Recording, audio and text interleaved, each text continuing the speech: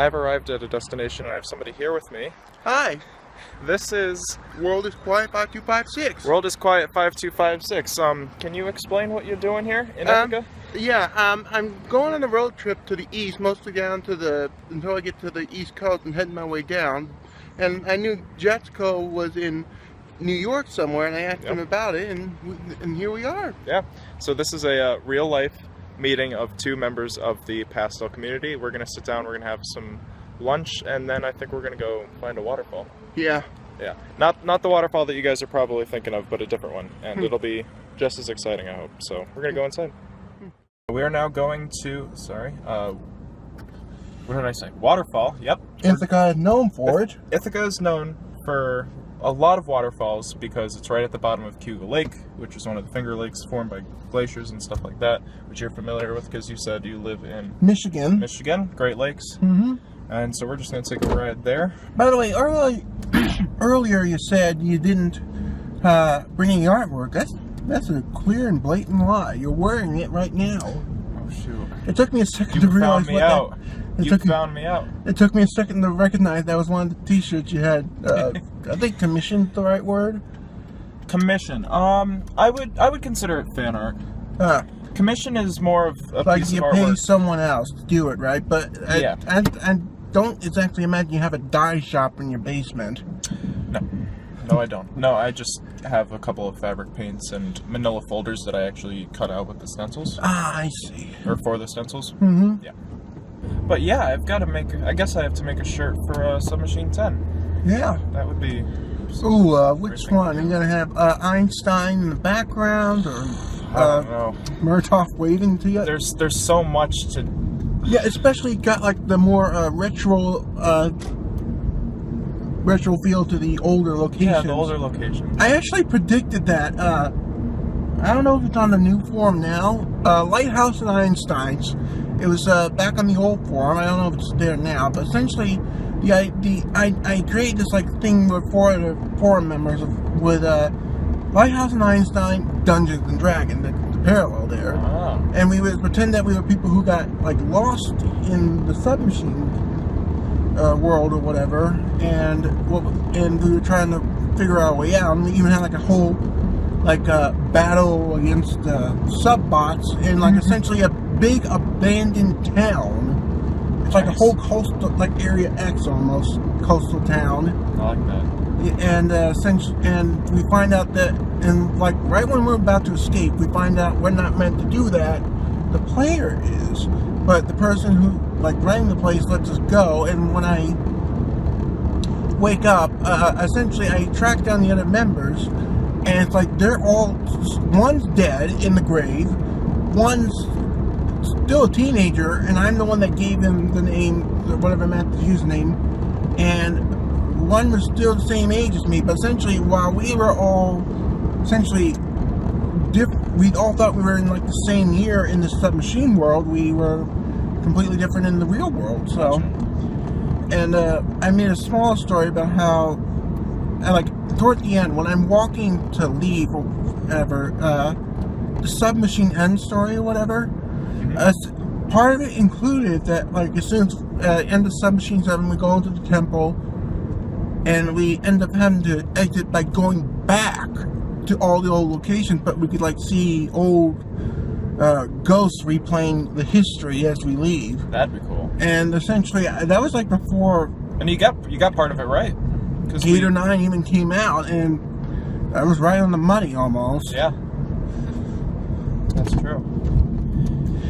In fact, now a lot of people are going to say that this is just coincidence or whatever, but one thing that made me laugh when I played Submachine 10 was the note in the study hall or whatever. It's like essentially it's one of the locations. It's where you have to get the skull for the chip on the skull. Oh, like where you take the chip off the skull? Yeah, we're calling that the Karma Research Facility. Karma Research Facility. There's a Beautiful point. There's a microscope and a telescope, and the note says, "Look in the telescope. Now look in this microscope." Right. He says we're in a loop, a vertical one, and that just made me laugh because I could know for the fact I was the one that implanted that thought into Mateus's head. Because in one post, did a little physics theory I actually came up with. Is that, theoretically speaking, what if someone were to take not a rocket, just a vehicle, something that can travel indefinitely, and essentially whatever spot they're from, they launch straight up,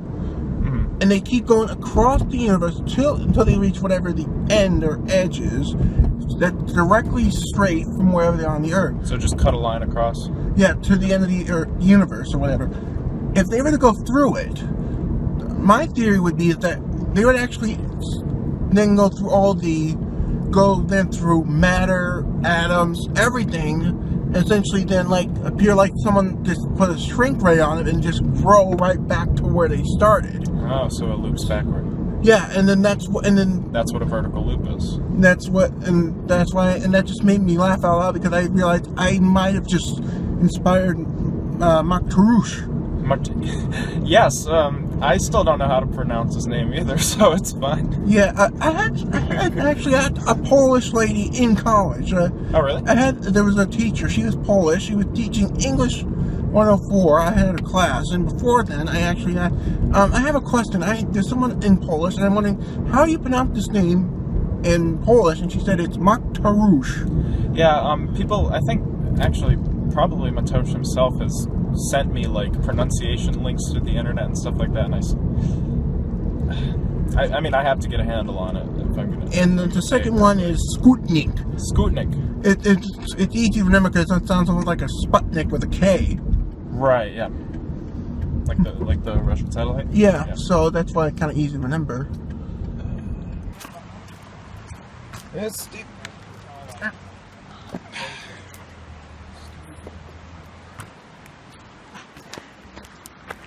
This is quite beautiful. No, it really is. It's a beautiful area. This is what we're walking. Most people wouldn't think much about it, but how was this formed? Theory? That's a good question. I mean, a creek, a dried up creek. So we are walking on where we're visiting. Yeah, and about this area, there is a lot of like you'll see here. It's beautiful. A lot of this rock is limestone and shale. It's a lot of sedimentary stuff. Mm-hmm. And, you know, just slowly carve back. The waterfalls just slowly carve it back over time.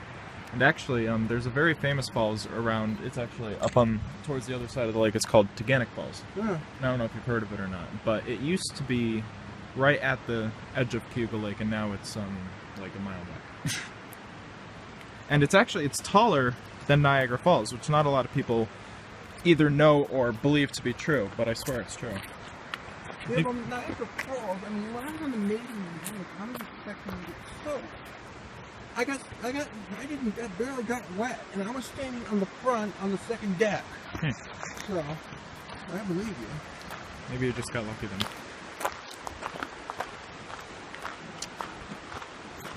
But yeah, most of this is just carved out waterwork. It's still beautiful nonetheless. It is. So take a good look, and then you're gonna have to report back to all of us on how this compares to Kent Falls. Mm-hmm. Oh, I know one thing. Everything's more in Kent Falls. I know I saw from the pictures. It's more rounded. Everything here is more squarish. Yeah. So. You mean here or here? In Kent Falls, everything's more smooth and round. Here, everything's square. Even the rocks themselves. Right. Got rocks. I just noticed it wasn't recording, so I hope I'm not running out of room. I don't think I am. Yeah, let's just keep going. Yeah, did you see a rock with a natural hole in the center? Yep. Let me know. I'm also a Spiderweb fan. Do you collect those? No, they're hard to find. I can't collect them. They have to be naturally made in the river, but supposedly, if one looks through it, you can see the invisible world around them. Ooh. Good piece of folklore right there. Switching back to the front cam because we got Ithaca Falls right here.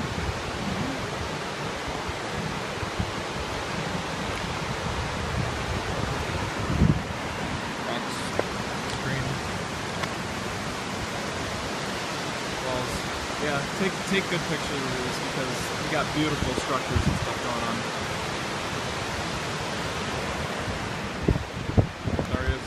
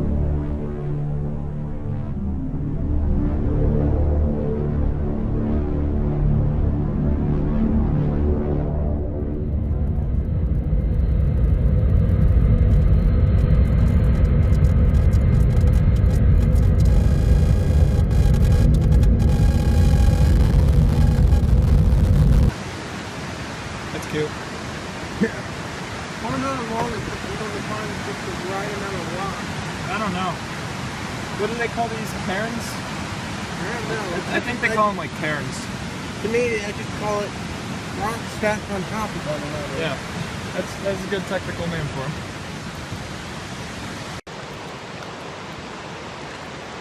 So the last time I was there, water was just, it was during big flooding rainstorm thing that we had. Mm-hmm. Water was just pouring over, it just like projecting over. It had such a speed to it, and there all of this was just rapids being formed. yeah. No, it was scary, and all of these rocks over here were covered, just completely covered. Wow. No, I believe you. One time, actually, see, after London, on the beginning tip of Ontario, there's a place called Hamilton. Hamilton, yep. Yeah. I was trying to get to there, and at one point it was sunshiny day, there was clouds on the horizon, and then boom, on the interstate highway or whatever, it was raining so hard I couldn't see 10 feet in front of me that I actually had to pull off the highway and park into a mall, and that's when they finally let out. I was lost because my sense of direction was nullified during all that, because I couldn't see, I couldn't hear. It was just amazing how that much rain can completely isolate you. So I believe you.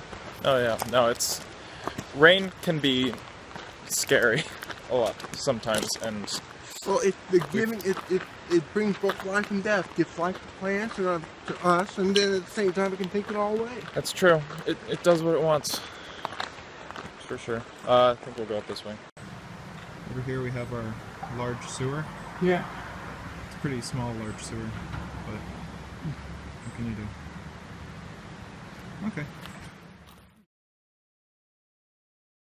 Now the real question is, if you couldn't like have like composite foods that are made up of like a couple of different things, like if you could only have like let's just say like meat or cheese or vegetables or like a certain type of vegetable or whatever, then what would you pick? Then what would I like if you could only have like one specific type of food that's only itself and like doesn't have anything else in it. I'd have to say corn on the cob. That's corn. Yeah, I mean, you could probably do something with the center that you're not supposed to eat. Mm-hmm. You could probably, I don't know, like, but also but it's like the same as apples. You can make but if that's the case, I would then. But I don't like apples so much. I don't eat as much as I should. But it's like you can make apple pie, apple sauce. You can essentially take one fruit and make a million things out of it. And that's true. If you have to pick one, I'll have to go with apples. It's very, very versatile.